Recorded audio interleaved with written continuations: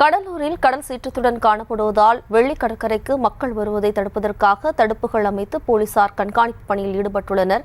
இதுகுறித்தான கூடுதல் விவரங்களோடு நமது செய்தியாளர் பாரிவளல் இணைகிறார். வணக்கம் பாரிவளல், மேலும் விவரம். வங்கக்கடலில் உருவாகியுள்ள இந்த பெஞ்சல் புயல் காரணமா கடலூர் துறைமுகத்துல 7ஆம் எண் புயல் எச்சரிக்கை கூண்டு ஏற்றப்பட்டுள்ளது.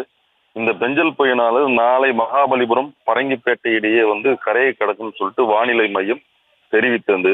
இந்த பாத்தீங்கன்னா இந்த புயல் மாறுவதற்கு காற்றழுத்த தாழ்வு மண்டலமாக கரையை கடக்கும் என்று ஏற்கனவே தெரிவிக்கப்பட்ட நிலையில் இந்த பெஞ்சல் புயல் தற்பொழுது கரையை கடக்கும், நாளை கரை கடக்கும் என்று வானிலை மையம் அறிவித்தின் அடிப்படையில கடலூர் வெள்ளி கடற்கரையை பொறுத்த வரைக்கும் பாத்தீங்கன்னா மிகப்பெரிய ஆசியாவில மிகப்பெரிய 2வது கடற்கரையாக இது கருதப்படுது.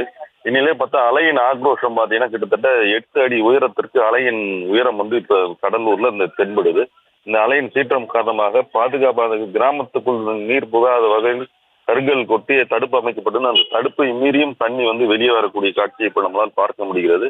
அது மட்டும் இல்லாம கடற்கரையில் மணற்பரப்புகளிலும் கடல் நீர் உட்புகுவதற்கையும் நம்மால் இப்போ காண முடியுது.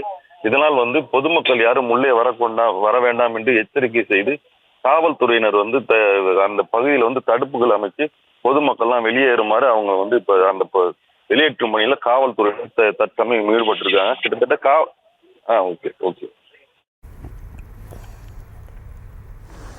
விவரங்களுக்கு நன்றி பாரிவளல்.